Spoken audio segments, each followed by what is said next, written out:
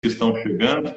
O tema que o próprio Augusto me passou, a sugestão, foi bem interessante e eu gostei, porque falar de livre-arbítrio e planejamento espiritual é um tema realmente instigante, porque um está relacionado com o outro.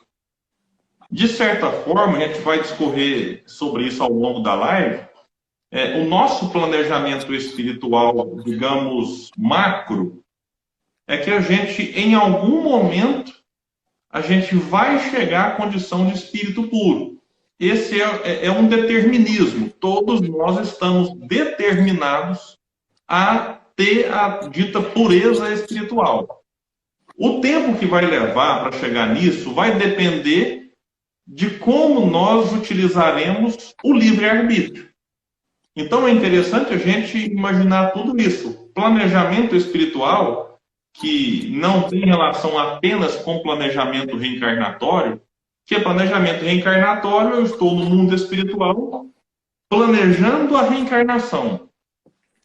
Às vezes, e na maioria das vezes, sobretudo para espíritos do nosso nível, recebendo o auxílio de espíritos superiores. Mas quando se fala de planejamento espiritual, é uma coisa mais ampla, porque envolve estar encarnado e estar desencarnado. Porque a vida do espírito, ela oscila, ora com corpo, ora sem corpo. Mas o planejamento macro é esse. A gente foi criado simples e ignorantes por Deus, como Kardec coloca na questão 115 do Livro dos Espíritos, com o destino final de chegar à condição de espírito puro.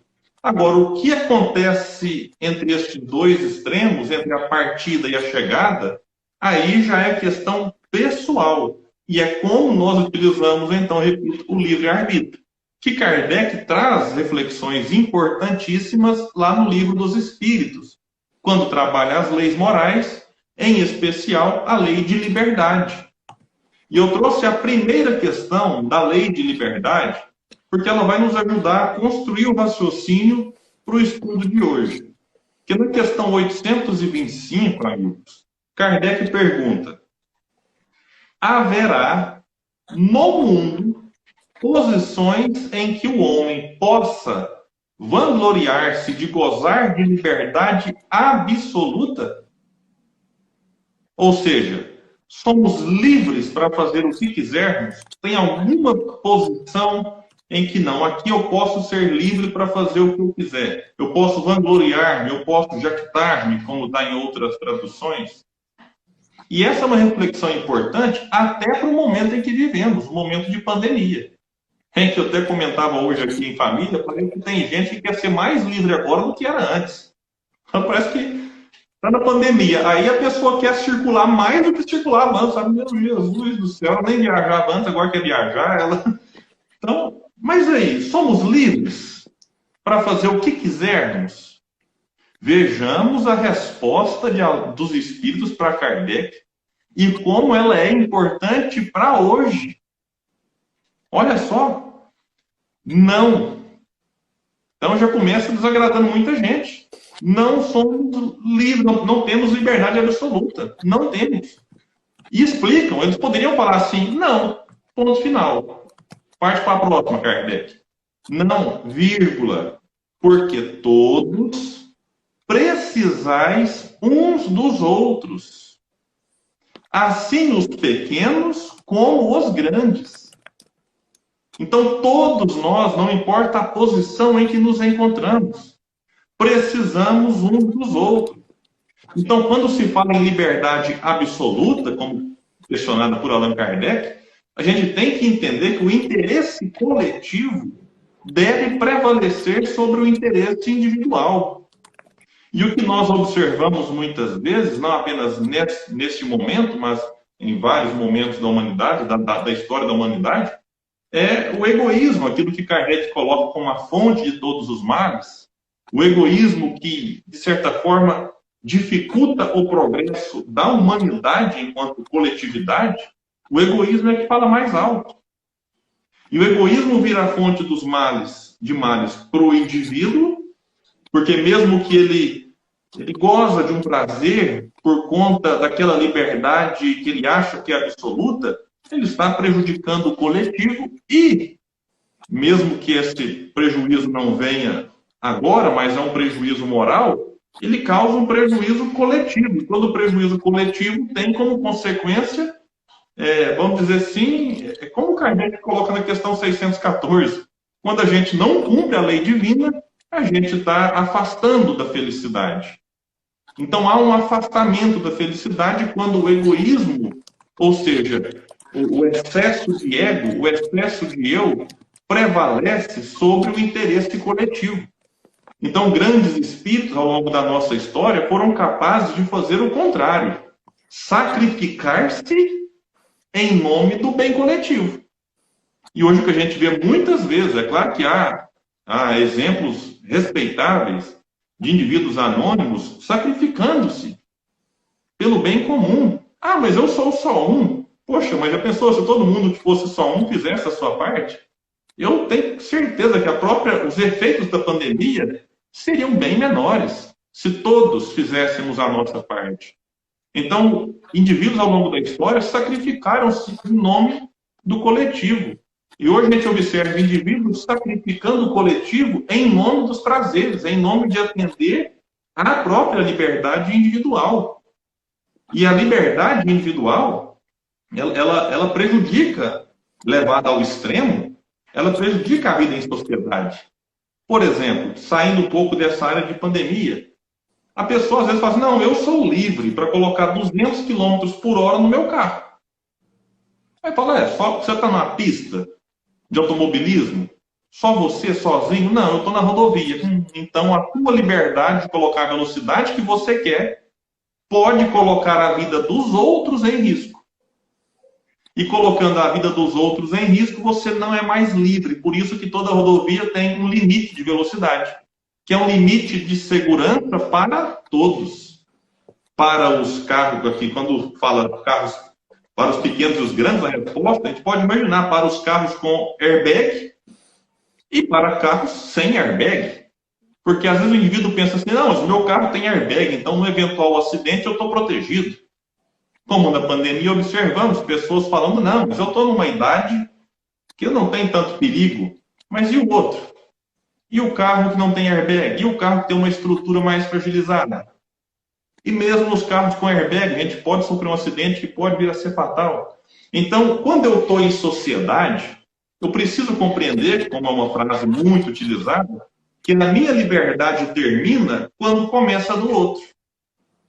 Que eu sou livre, isso aqui é quase uma explicação da resposta que os espíritos deram para Kardec, que é muito usada em vários meios. Eu sou livre até o ponto de não causar nenhum tipo de prejuízo a terceiros, ou à sociedade de uma forma geral. Então, quando ele fala lá que, assim como os pequenos como os grandes, inclusive o respeito à liberdade e o respeito à vida das chamadas minorias. Não é porque, por exemplo, temos um número muito pequeno de índios no Brasil que eu devo, por isso, dizer que eles não têm direitos. Eles têm direitos que devem ser respeitados. Não é porque uma religião, isso já causou muito problema na história da humanidade, não é porque uma religião se diz a maioral num determinado país, que a liberdade dessa religião pode, inclusive, ser utilizada para sufocar a liberdade das outras religiões.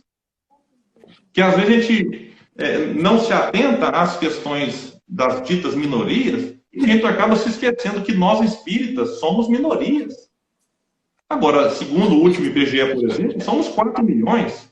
Agora, por ser minoria, num país ainda de maioria católica, não deveríamos ter a nossa liberdade respeitada? Sim, devemos. Então, a resposta dos espíritos para Kardec, elas nos possibilitam inúmeras reflexões. Mas ainda assim, Kardec é tão genial que ele vai elaborando as perguntas, de certa forma, para tentar eliminar qualquer possibilidade de mal-entendido. Aí ele coloca na questão seguinte: em que condições poderia o homem gozar de absoluta liberdade? Eu acho que Kardec ele era mineiro, como o próprio Simão Pedro fala, ele vai comendo pelas beiradas, né? Ele acabou de saber que não tem posição para ter liberdade absoluta. Aí ele fala assim, vamos armar uma pegadinha para os espíritos. Eu vou jogar um famoso verde para colher maduro. Que vai para os espíritos agora, entra em contradição, né? Aí ele fala assim: em que condições poderia o homem gozar de absoluta liberdade? Ou seja, em que condições o homem pode fazer o que tem na sua cabeça? Ah, eu quero fazer isso, eu vou lá e faço. Em que condições? A resposta dos espíritos foi genial. Nas do eremita no deserto. Ou seja, quer liberdade total? Muito bem, meu filho. Pega uma canoa, pega alguma coisa, uma embarcação, vai para uma ilha deserta ou para o meio de um deserto. Lá você vai ser livre para fazer o que você quiser. Porque você não estará em contato com o outro. E aí diz aqui, os espíritos complementam: desde que juntos estejam dois homens, há entre eles direitos recíprocos, que lhes cumpre respeitar. Então, você está junto com outra pessoa, aí tem que ter um direito recíproco, que lhes cumpre respeitar. Não mais, portanto, qualquer deles goza de liberdade absoluta. E até no exemplo radical de ir para uma ilha deserta, se o homem, mesmo não estando em contato com outros indivíduos, se naquela ilha ele começa a ter uma atitude extremamente predatória em relação ao meio ambiente, daqui a pouco ele será vítima da própria destruição que ele causou. Então ele mesmo sozinho, olha que interessante, na relação com a natureza, ele vai ter que ter um respeito por ela, para que daqui a pouco não lhe falte alimento, para que daqui a pouco não lhe falte sombra, não lhe falte abrigo. Então, a resposta dos espíritos provoca muitas outras reflexões. E avançando um pouco mais, já quando Kardec separa sobre livre-arbítrio, ele questiona: tem o homem o livre-arbítrio de seus atos? Se eu pegar no próprio dicionário, livre-arbítrio é a possibilidade de tomar decisões por vontade própria. Então, é eu decidindo segundo as minhas vontades. Os espíritos respondem: pois que tem a liberdade de pensar, tem igualmente a de obrar, a de fazer, a de realizar. Sem o livre-arbítrio, o homem seria máquina. Isso aqui é um ponto importante para a gente simplesmente não achar que a gente não precisa fazer nada porque está tudo escrito. Esses dias eu ouvi um comentário assim, Augusto: não, preocupa com o coronavírus, não, porque se você tiver que pegar, você vai pegar de qualquer jeito. E falou: opa, então cadê o livre-arbítrio? Então acabou, está tudo escrito. Eu já reencarnei, está tudo detalhado, e aí eu não preciso fazer mais nada. Eu posso atravessar a rua sem olhar para o lado, porque está escrito se eu vou ser atropelado ou se não vou ser atropelado. Então, se eu não tiver livre-arbítrio, eu sou uma máquina. E nós não somos máquinas. É claro que Allan Kardec trabalha a ideia de que alguns lances da nossa encarnação já estão previamente planejados? Sim. Mas nós temos o livre-arbítrio ao longo da encarnação, em que, de certa forma, nós podemos mudar muitas coisas. Muitas coisas. Então, se a gente não trabalhar essa ideia bem, daqui a pouco nós é que vamos estar fazendo uma pequena confusão com essa eventualmente, ausência de possibilidade de fazer as coisas em nome de um determinismo que o próprio Kardec, os espíritos, na sua época, fizeram questão de rechaçar. Porque já na época do codificador, muitas dúvidas foram levantadas em relação a esse assunto. Que realmente, em alguns aspectos, a gente fica pensando: será que estava determinado? Será que não estava? Será que foi liberdade? Será que não foi liberdade? Então, há muita coisa para ser pensada. Mas desde que, admitamos, temos o livre-arbítrio. A gente vai entender um pouco mais para frente que não é pleno, não é total. Mas antes, vamos trabalhar uma outra ideia que Kardec traz, na questão 844. Do livre-arbítrio, goza o homem desde o seu nascimento? Ou seja, desde que eu nasço, já tenho livre-arbítrio para fazer dele uso? Os espíritos respondem: há liberdade de agir, desde que haja vontade de fazê-lo. Nas primeiras fases da vida, quase nula é a liberdade, que se desenvolve e muda de objeto com o desenvolvimento das faculdades. Estando seus pensamentos em concordância com o que a sua idade reclama, a criança aplica o seu livre-arbítrio àquilo que lhe é necessário. Bom, então, esse exemplo dos espíritos aqui para Kardec foi muito bacana. Quem a gente observa, quem já foi pai e mãe, vai se lembrar da própria evolução dos filhos. O livre-arbítrio deles aumenta na medida em que eles ficam mais maduros, em que eles têm mais capacidade de escolher com sabedoria. Nos primeiros dias de vida, o livre-arbítrio é praticamente nulo. Eu digo praticamente porque qual que é a forma de comunicar-se que o bebezinho tem? É o choro. Então, quando ele chora, aí a mãe já conhece, fala, opa, tá com fome. Ali ele tá tendo livre-arbítrio bem pequenininho, mas ele fala, olha, quero mamar. Eu quero leite. E aí ele chora. O choro é a comunicação daquela fase da vida. E aí, ele, na medida que ele vai crescendo, ele começa já a ampliar a sua capacidade de escolha. Só que observa que até na nossa legislação, os pais, até um determinado tempo, são responsáveis por muito daquilo que os filhos fazem. Por quê? Porque eles não têm maturidade para escolher muitas coisas.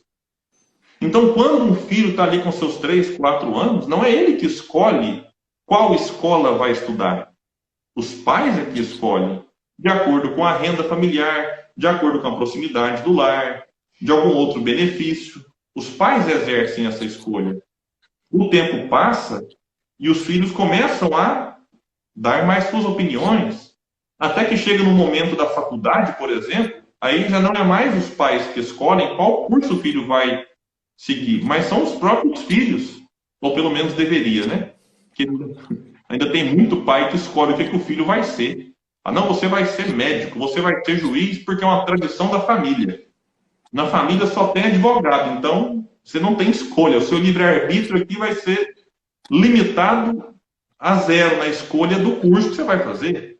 Mas, tirando esses casos mais radicais, na maioria das vezes, o próprio adolescente, ou já adulto, ele escolhe o que ele vai ser, qual a profissão ele vai seguir. Então, é necessário a gente compreender que essa analogia que os espíritos trazem aqui agora em relação à idade do indivíduo encarnado, e quanto mais velho e mais maduro intelectualmente, maior a sua capacidade de escolher, a gente pode analisar isso também do ponto de vista espiritual, em que quanto mais evoluído é o espírito, mais possibilidades de escolha ele tem. E Leon Denis vai dizer isso no livro chamado Liberdade e Renovação. É o último livro lançado de Leon Denis pela editora Celso, que reuniu uma série de artigos que Leon Denis escreveu e fez uma compilação desses artigos num livro. Ficou muito bacana. Deixa eu ver se eu acho ele aqui. Aqui, achei. Ainda bem que Leon Denis fica sempre na mesa, viu, Augusto? Que bom. Leon Denis sempre faz na mesa. Então, esse livrinho aqui, Liberdade e Renovação, é um lançamento, é um livro bem fininho, de uma série de artigos de Leon Denis, explorando o tema livre-arbítrio, inclusive. Em que lá ele vai dizer assim, somos livres à medida que queremos sê-lo e em que merecemos sê-lo. Então, o merecimento aqui está diretamente relacionado à evolução espiritual. Quanto mais evoluído o espírito, mais livre ele é. Num outro livro de Leon Denis, chamado O Porquê da Vida, ele vai trazer a ideia do mesmo capítulo, dever e liberdade.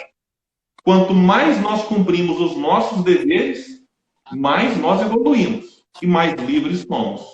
Então tem uma ligação direta entre cumprimento do dever e ampliação da própria liberdade. Quando eu não cumpro um dever, quando eu transgrido uma lei divina, a minha liberdade ela é cerceada. Da mesma forma que aqui na Terra. Se eventualmente, ou pelo menos deveria ser, quando eu não cumpro uma lei estabelecida pelos homens, a minha liberdade é diminuída. Seja por uma prisão, né, num regime fechado, seja num regime semiaberto, seja ficar com a tornozeleira eletrônica, seja ficar impedido de sair de casa, de sair da cidade, de sair do país quando o meu passaporte é retido. Então, aqui na Terra, nós estabelecemos um limite para a liberdade daqueles que cumprem ou que não cumprem as leis. É que aqui na Terra nem sempre somos descobertos. Mas na questão espiritual, a nossa consciência vai registrando. De tal forma que, mesmo que não somos percebidos como infratores terrenos, a nossa consciência registra as infrações que realizamos em relação à lei divina. E se esse ajuste da liberdade não é feito nessa encarnação, na outra fatalmente será. Não por punição de Deus, não por castigo divino, mas simplesmente por uma lei de ação e reação, a lei de causa e efeito. Quando a gente reencarna, a nossa liberdade ela é muito relativa. A gente poderia até fazer uma comparação com um estádio de futebol. E quando se fala em estádio de futebol, logo eu lembro do melhor time do universo, que é o Vasco da Gama. E sempre que eu falava do Vasco, até o ano passado, muitas pessoas, ainda bem que o chat está desativado, as pessoas zombavam e riam. E eu falava, os humilhados serão exaltados. E Jesus não falha. O vascaíno foi humilhado por muito tempo. Agora chegou a hora, Augusto. Agora é a hora da redenção dos vascaínos, sabe? Falo nada, então, fico calado. Eu até imagino, viu? Tem relação com o Simão Pedro? Não. Não, é porque o Simão, coitado, né? A questão futebolística do Simão tá complicada. Eu tenho compaixão. Eu sei o que ele está passando, segunda divisão não é uma coisa fácil, não é agradável. Mas... fases de espírito que a gente passa, né? Hã? São algumas fases que o espírito passa, né? Para a gente desenvolver. Então, num estádio de futebol, Augusto, a gente vai observar que nós estamos ali, é como se a gente viesse de fora do estádio, ou seja, o mundo espiritual fosse o mundo lá fora, em que a gente é muito mais livre fora do estádio. Quando se entra no estádio, como se entra na reencarnação, a nossa liberdade fica limitada àquele meio. E aí há maiores ou menores liberdades. Sim, no próprio estádio há aquele que é o diretor do estádio, ele vai onde ele quiser. Mas há aqueles que são jogadores, o torcedor da geral, o torcedor da área VIP, o pessoal da área médica. Então, aqui na própria Terra, há muitas limitações. Há muitas limitações. Mas no sentido espiritual, por mais que de fora do estádio, ou seja, no mundo espiritual, eu sou mais livre do que quando encarnado, ainda assim, no mundo espiritual, a liberdade não é plena. A liberdade no mundo espiritual, ela tem a relação com a evolução do espírito. De tal modo, como vai dizer Ernesto Bozano no seu livro A Crise da Morte, os espíritos superiores, eles podem nos auxiliar, enquanto inferiores que somos. Mas nós, os inferiores, não podemos visitar, por exemplo, os mundos celestes, habitados por espíritos puros. Eu não posso. A minha liberdade é limitada à minha condição evolutiva. E aí, quando se fala, então, em planejamento espiritual, é necessário compreender que esse planejamento, que eu disse lá atrás, da criação na condição de simples e ignorantes, até a destinação de espírito puro, esse planejamento do meio termo, aqui, entre esses dois extremos, ele é modificado o tempo todo. O tempo todo eu estou modificando o meu futuro. Aquilo que eu faço agora, aquilo que eu vou fazer daqui a pouco, depois da live, está mandando um recado. Como vai dizer Leon Denis no livro Porquê da Vida de Novo, capítulo 5, dizendo que a imortalidade é uma corrente sem fim. E a gente está acostumado a corrente que a gente compra nessas casas de material de construção. Você pega uma corrente que tem um começo e tem um fim. Você pega uma corrente dessas que fica ali no motor do carro, por exemplo. Você vai lá em 2 engrenagens, ou 3, em alguns casos, até mais.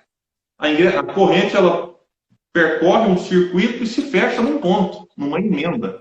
Então, ela tem começo e tem fim. Leon Denis fala que a imortalidade é como se fosse uma corrente sem fim. Ela começa, mas não acaba. Em que cada elo representa uma existência. E cada existência é solidária umas com as outras. De tal modo que essa existência de agora, com essa liberdade que possuímos, ou com aquela que tivermos no mundo espiritual, tem relação com aquilo que nós fizemos. Assim como aquilo que eu faço agora vai, entre aspas, determinar o meu futuro. Tudo numa construção individual. E Leon Denis vai dizer, quando se fala de liberdade individual e coletiva, no livro Porquê da Vida, capítulo 1, que a liberdade em todos os domínios tende a substituir a coação e o autoritarismo e a guiar as nações para horizontes novos. O direito de alguns torna-se o direito de todos. Mas, para que esse direito soberano esteja conforme com a justiça e traga seus frutos, é preciso que o conhecimento das leis morais venha regulamentar seu exercício, para que a liberdade seja fecunda, para que ofereça às ações humanas uma base certa e durável, deve ser complementada pela luz, pela sabedoria e pela verdade. Então, Leon Denis, ele faz uma análise agora, talvez até pensando um pouco nas conquistas da Revolução Francesa, em que um dos grandes anseios dos revolucionários era liberdade. Porque eles observavam que apenas os privilegiados eram livres, enquanto ali a grande maioria da população não tinha liberdade. Então a luta foi por liberdade, igualdade, fraternidade. Só que para muitos daqueles faltava um pouco do próprio senso moral. Para muitos aqui, a revolução foi feita de várias pessoas, enfim, não vou aqui nomear um ou outro, mas observa-se que talvez faltou para alguns um elemento a mais, esse elemento moral que poderia talvez dar um direcionamento, sem desprezar as conquistas, mas um direcionamento em que as consequências da própria revolução não fossem tão trágicas quanto foram para muitos. E aí, Denis complementa essa frase, e aí por isso que eu me pego assim, pensando que ele se referia à Revolução Francesa, quando ele diz que a liberdade para os homens ignorantes e viciosos não seria como uma arma possante nas mãos da criança? A arma, nesse caso, frequentemente se volta contra aquele que a porta e o fere. Então a analogia que ele faz aqui é interessante. Porque o excesso de liberdade nas mãos daquele ignorante pode ser um problema. Como nós observamos agora, com a liberdade que a rede social nos trouxe, em que muitos indivíduos confundem liberdade de expressão com liberdade para praticar crimes. E há uma diferença substancial. Eu posso me expressar, mas se a minha expressão fere o outro, se a minha expressão agride o outro na sua honra em vários aspectos, aí não é mais liberdade de expressão, é liberdade para cometer crime que muitas pessoas querem. E não se satisfazem quando essas suas liberdades são restringidas. Como, por exemplo, quando uma rede social restringe um post. Porque aquele post pode induzir alguém ao suicídio, pode induzir alguém a algum tipo de violência, pode ser uma fake news, que fake news mata. A gente pensa que fake news, fake news, cada um faz a distinção e sabe o que é o que. Eu até hoje vejo que cada pessoa acreditando em cada fake news que eu falo, Jesus do céu, não é possível. Então, por isso que as redes sociais já colocaram lá um pontinho para a gente ir lá e denunciar, para que aquela liberdade de expressão não seja mal utilizada e possa trazer prejuízos coletivos. Então, a gente vive ao longo da nossa história nesse imbróglio. Mais liberdades, mais complicações. Mais complicações, menos liberdades. Até que a gente, com o tempo, consiga lidar com essas liberdades, que aí o próprio Leon Denis vai dizer. Na medida em que nós nos moralizamos mais, temos mais consciência do nosso dever e das leis que nos regem, aí a gente vai fazer o melhor uso dessa liberdade e ela não será para nós, entre aspas, um problema. Como aquela criança que tem uma arma e daqui a pouco a própria criança se fere por não saber utilizar aquela arma. E já caminhando para o nosso encerramento, a gente pode estar com a dúvida agora. E aí? Eu posso fazer o que eu quiser?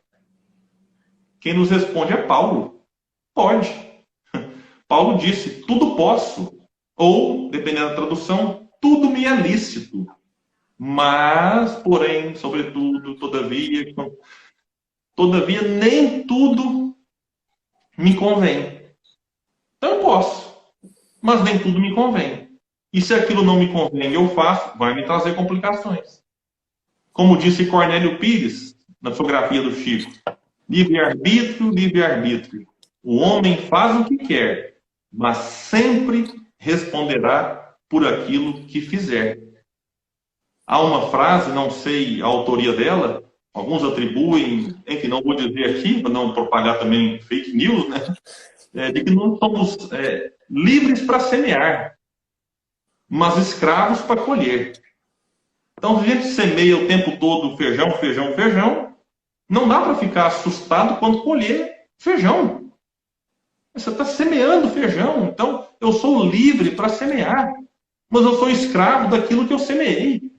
Então, na vida é mais ou menos assim, a gente se torna refém daquilo que a gente plantou.